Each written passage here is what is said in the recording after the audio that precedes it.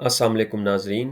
उम्मीद है आप सब खैरियत से होंगे। तो इस व्लॉग के अंदर मैं चाहूँगा कि जैसा कि मैंने पहली वीडियो में परमानेंट रेजिडेंसी के हवाले से बताया था जर्मनी के अंदर। तो मैंने आपको तब उस वीडियो में एक और चीज़ का मेंशन किया था कि एक परमानेंट रेजिडेंसी एक जर्मनी की होती है और एक यूरोपियन यूनियन, पूरा जो यूरोपियन यूनियन है उसकी भी एक परमानेंट रेजिडेंसी होती है। ये मेरे ख़्याल से बहुत कम लोगों को इसका आइडिया है। तो इसलिए इस वीडियो के अंदर अगर आप मेरे साथ रहेंगे तो मैं आपको दोनों के दरमियान डिफरेंस आपको बताऊंगा कि क्या जर्मन परमानेंट रेजिडेंसी और यूरोपियन परमानेंट रेजिडेंसी में क्या फ़र्क है और इसके क्या फ़वाइद हैं। अब हम स्लाइड को देखते हैं। तो यहाँ पे एक कंपैरेटिव एनालिसिस किया गया है। ये देखें, जब हम जर्मन परमानेंट रेजिडेंसी की बात करते हैं तो दैट क्लियरली मीन्स कि ये परमानेंट रेजिडेंसी सिर्फ एक कंट्री की है यूरोपियन यूनियन के अंदर। तो उसी कंट्री में आप स्टे कर सकते हैं, लॉन्ग टर्म जॉब कर सकते हैं। लेकिन अगर आप जब ईयू परमानेंट रेजिडेंसी की बात करते हैं तो ये एक ज़्यादा सॉलिड रेजिडेंसी होती है, क्योंकि आप में आपकी इसमें मोबिलिटी ईजी हो जाती है। अब हम देखते हैं नेशनल स्टेटस इसका क्या होता है। परमानेंट रेजिडेंसी का जर्मनी का है। ठीक है, सबसे पहले स्टेटस की बात करेंगे, फिर हम रेजिडेंसी की बात करेंगे, फिर रेजिडेंसी रिक्वायरमेंट्स की बात करेंगे, फिर लैंग्वेज है, प्रोसेसिंग टाइम है, एप्लीकेशन फ़ी और स्कोप की हम बात करेंगे इस प्रेज़ेंटेशन के अंदर। तो सबसे पहले अगर हम देखें नेशनल स्टेटस, ऑफ़ कोर्स ये आपका जर्मनी पे करेगी। अब ईयू के अंदर जो परमानेंट रेज़िडेंसी होगी, ईयू परमानेंट रेज़िडेंस कार्ड, वो आपका ईयू स्टेटस होगा, तो वो जर्मन नेशनल स्टेटस नहीं होगा। फिर देखें परमानेंट रेज़िडेंसी इन जर्मनी होगी ये। यहाँ पे क्या होगा, permanent Residency in EU, that means कि आप पूरे यूरोपियन यूनियन की परमानेंट रेज़िडेंसी आपको मिल रही है, ना कि सिर्फ जर्मनी की मिल रही है। तो 5 इयर्स इन जर्मनी इसका प्रोसेसिंग टाइम होता है। अगर आप मतलब रहें तो तो 5 years in EU, last in 5 in Germany. तो आप अगर 5 साल से यूरोपियन यूनियन में हैं, आप जर्मनी में लास्ट 5 सालों से हैं, तो you can apply for European union permanent residency as well. यहाँ पे निडरलासुंगस जो जर्मन परमानेंट रेजिडेंसी उसके लिए B1 जर्मन लैंग्वेज शर्त है। अगर हम इधर देखें तो यहाँ पे भी ये लिखा हुआ है कि B1 German level, B1 A1। तो आप जब B1 जर्मन करते हैं तो उसी के थ्रू ही आप यूरोपियन परमानेंट रेजिडेंसी के लिए भी अप्लाई कर सकते हैं। और याद रखें कि ये यूरोपियन परमानेंट रेजिडेंसी होती है, ये भी आपके मुल्क में ही अप्लाई हो सकती है। फॉर एग्जांपल, अगर आप जर्मनी में रह रहे हैं, जर्मनी का आपके पास परमानेंट रेजिडेंसी है, तो आप चाह रहे हैं कि मैं पूरे यूरोपियन यूनियन की परमानेंट रेजिडेंसी लूँ, तो आप जर्मनी के अंदर भी रहते हुए ये ईयू परमानेंट रेजिडेंसी के लिए अप्लाई कर सकते हैं, जिसको दावर ऑफनहाल्ट ईयू कहते हैं।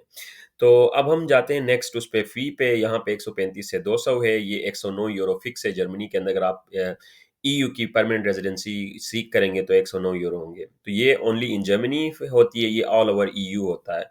एलिजिबल फॉर नेशनलाइजेशन, ये आपका जो जर्मनी का परमानेंट रेजिडेंस है वो आपको नेशनलाइजेशन के लिए बहुत ही फ़ायदेमंद होता है।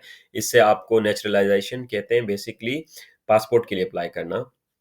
तो वो बहुत ईज़ी पड़ता है। यहाँ पे क्या होता है, एलिजिबल फॉर नेचुरलाइज़ेशन, ऑफ कोर्स यहाँ पे भी ईयू की रेज़िडेंसी भी आपको एलिजिबल करती है। फिर एक्सपायर्स आफ्टर 12 मंथ्स अब्रॉड। देखें, ये लास्ट लाइन बहुत इंपॉर्टेंट है। देखें, अब अगर जर्मनी की आपके पास परमानेंट रेज़िडेंसी है, तो वो आप अगर लेट्स से आपके पास जर्मनी की परमानेंट रेज़िडेंसी आ गई और आप जर्मनी से पाकिस्तान शिफ्ट हुए 6 महीनों के लिए, फिर 6 महीनों में आप वापस आएँगे तो कोई मसला नहीं होगा। लेकिन अगर आप 6 महीनों से ज़्यादा रहेंगे जर्मनी की परमानेंट रेज़िडेंसी लेके पाकिस्तान में, तो फिर ये भी हो सकता है कि आपका जर्मन जो परमानेंट रेजिडेंट है वो कैंसिल हो जाए, क्योंकि 6 महीने के पीरियड के अंदर आपने वापस यहाँ पे जर्मनी में आके शो करना है कि you still have interest in this country, and आप यहाँ पे आते जाते रहते हैं। इसी वजह से आपकी जो परमानेंट रेजिडेंसी होती है वो वैलिड रहती है। अब ईयू के जो आपके पास अगर परमानेंट रेजिडेंसी का कार्ड होगा तो उसका क्राइटेरिया थोड़ा-सा चेंज है। ये जो होता है वो 12 महीने के बाद एक्सपायर होता है। फॉर एग्ज़ाम्पल, अगर आपके पास ईयू की परमानेंट रेजिडेंसी है and you are in Pakistan, आप 6 महीने नहीं, आप 12 महीने फिर पाकिस्तान में रह सकते हैं। 12 महीने के बाद अगर आप नहीं आएँगे तब आपकी रेज़िडेंसी कैंसल हो सकती है, उसके बगैर नहीं हो सकती। लेट्स से आपके पास मतलब ईयू का परमानेंट रेज़िडेंट कार्ड है एंड आप पाकिस्तान जाते हैं, 7-8 महीने बाद वापस जर्मनी आते हैं। तो ऑफ कोर्स उन 7-8 महीने में एक टेक्निकल चीज़ ये है कि जर्मनी का जो परमानेंट रेज़िडेंसी कार्ड है आपके पास वो एक्सपायर हुआ होगा। फिर आपको यूरोपियन यूनियन का परमानेंट रेजिडेंट कार्ड यूज़ करके जर्मनी आना होगा, यहाँ पे दोबारा रजिस्ट्रेशन और वो प्रोसेस करवा के दोबारा रेजिडेंसी क्लेम करनी होती है। लेकिन ये होता है कि ये ईयू परमानेंट रेजिडेंसी आपको यूरोप के हर कंट्री में जहाँ जहाँ शेंगन रीजन से वहाँ पे आपको दरवाजे खोलते हैं। फॉर एग्जांपल आप जर्मनी से इटली मूव करना चाहते हैं, वहाँ पे सेटल होना चाहते हैं, स्पेन मूव करना चाहते हैं, वहाँ पे सेटल होना चाहते हैं, तो ये आपको सारे इन यूरोपियन ममालिक के दरवाजे खोल देता है। नॉर्मली इट्स क्वाइट ट्रिकी कि आप जर्मन का रेजिडेंसी लेके आप इटली में जाके जॉब में एडजस्ट हो जाएं और वहाँ पे सेटलमेंट की कोशिश करें। लेकिन अगर आपके पास ईयू का परमानेंट रेजिडेंट कार्ड होगा तो उससे आप इजीली इटली मूव कर सकते हैं, इजीली स्पेन मूव कर सकते हैं, या किसी भी शेंगन कंट्री में मूव करके वहाँ पे जॉब कर सकते हैं, वहाँ पे लॉन्ग टर्म स्टे कर सकते हैं, जो कि प्रोसेस बहुत ही तेज होगा। नॉर्मली अगर आप जर्मनी की परमानेंट रेजिडेंसी से अगर आप इटली जाएंगे या स्पेन जाएंगे तो वो आप 3 महीनों के लिए आपको टूरिस्ट तस्वुर किया जाता है, फिर उसके बाद आपने रेजिडेंसी के लिए अप्लाई करना होता है वहाँ पे, फिर आपकी जॉब के उससे वो एक स्लो प्रोसेस है ब्यूरोक्रेटिक, उसी से चलता रहेगा। लेकिन जब आपके पास ईयू का परमानेंट रेजिडेंट कार्ड होगा तो डायरेक्ट आप इटली जाके जॉब कॉन्ट्रैक्ट आपने शो करना होता है, फिर आपकी वो एकदम से विद इन वीक्स आपका काम होता है और आपको इटली की भी रेजिडेंसी मिल जाती है। तो मैं यही रिकमेंड करूंगा पर्सनली, अगर आपके पास जर्मनी का परमानेंट रेजिडेंट है तो आप ईयू के परमानेंट रेजिडेंट की तरफ जाएं, अगर आपको फिलहाल पासपोर्ट नहीं मिल रहा।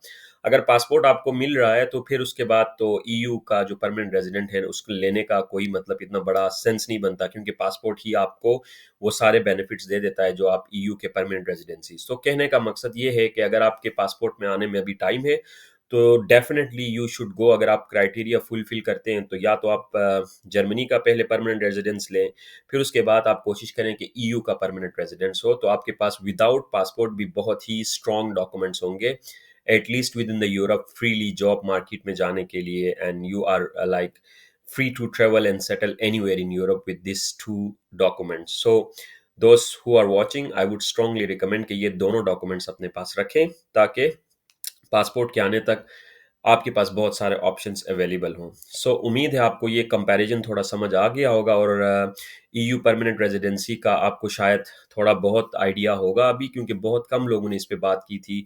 ज़्यादातर परमानेंट रेजिडेंसी जर्मनी की ही बात हो रही थी कि जर्मनी की परमानेंट रेजिडेंसी हम कैसे लें, उसके बाद क्या होगा। लेकिन एक ईयू परमानेंट रेजिडेंसी भी होती है जो कि मैंने आपको एक कंपेयर करके बताने की कोशिश की।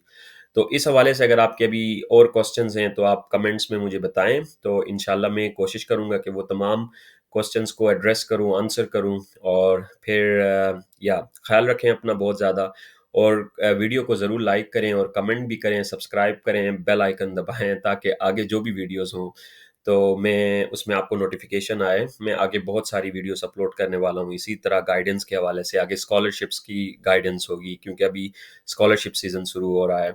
तो उसके बाद जो आप यहाँ पे आके इंटीग्रेशन के हवाले से, जॉब मार्केट के हवाले से, और मैं एक इंटरव्यू सीरीज भी स्टार्ट करने वाला हूँ। So there are a lot of things in the pipeline, so don't miss any of it, and yeah, we will see us maybe in the next video. Take care. Allah Hafiz.